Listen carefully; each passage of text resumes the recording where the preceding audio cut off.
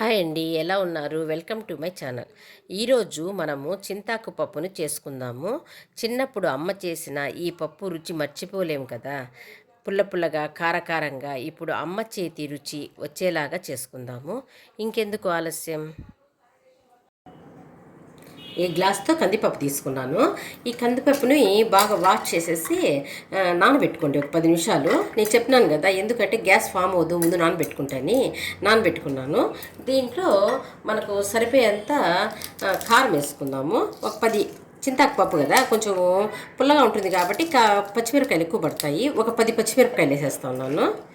10 పచ్చిమిరపకాయలు వేసాను. దాంట్లోనే ఒక టమాటాని 4 ముక్కలుగా తరిగేసి చూడండి వేసేసి వాటరు ఏ గ్లాస్ తీసుకున్నాం అనుకోండి, దాంతో 3 గ్లాసులు వాటర్ పోసుకోవాలి.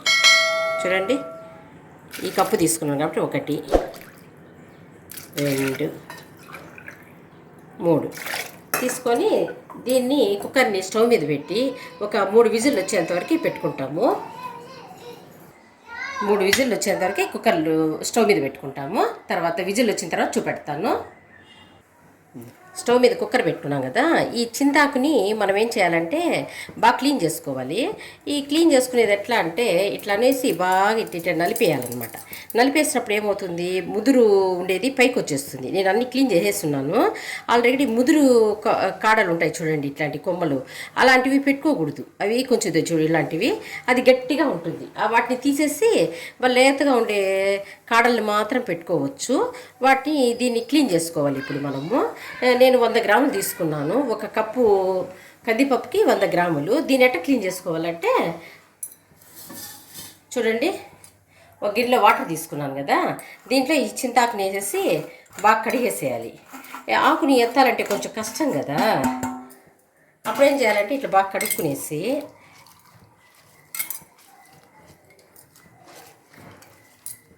బాగా కడుక్కునేయాలి. కడుక్కున్న తర్వాత ఇలాంటి ఇది ఉంది చూడండి, జల్లగిన్నె, దీంట్లో ఈ పైన ఎత్తి పోసేయాలి.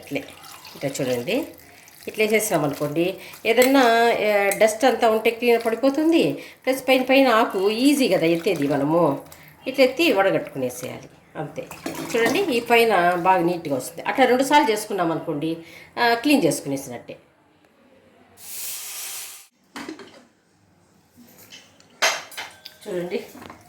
చూడండి పప్పు ఉడికింది కదా.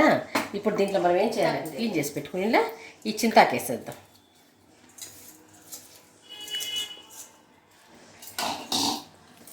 దాంట్లో 1/2 ఎర్రగడ్డ,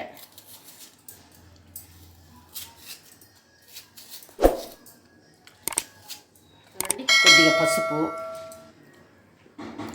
కొద్దిగా ధనియాల పొడి వేసేసి ఇట్లా కలిపేసి మళ్ళీ ఒక విజిల్ పెట్టేద్దాము.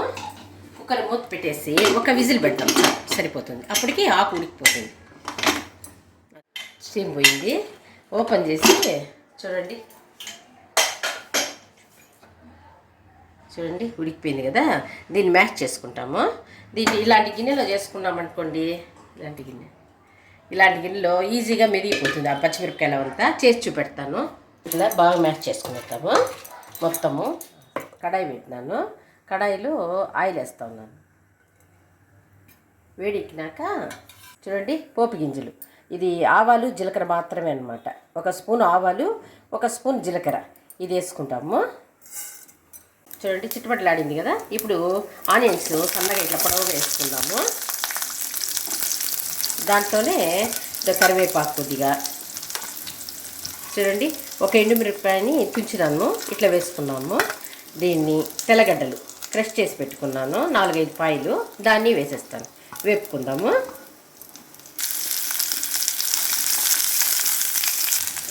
కొద్దిగా ఇంగు వేసుకుందాము.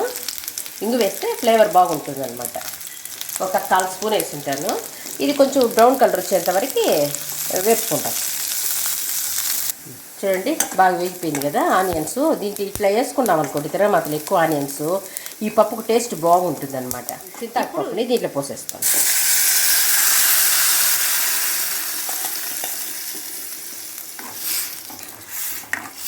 ఒక 5 మినిట్స్ ఉడకనిండి.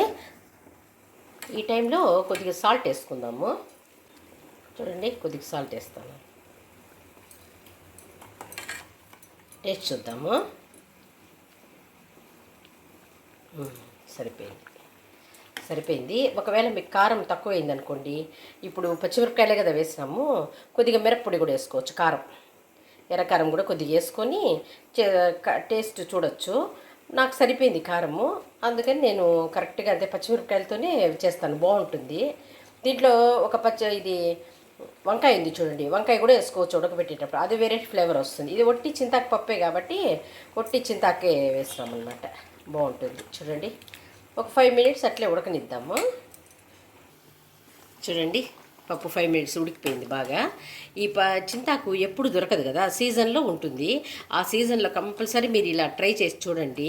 దీంట్లో ఈ పప్పులో కొద్దిగా నెయ్యి వేసుకొని అన్నంలో తింటే సూపర్ టేస్ట్గా ఉంటుంది. అసలు ఎంత బాగుంటుందో ఈ పప్పు. చింతాకు పప్పు ఎప్పుడు దొరకదు కాబట్టి మీరు కంపల్సరీ తీసుకొని నేను చేసినట్టుగా చేసుకొని మీరు ట్రై చేసి చూడండి.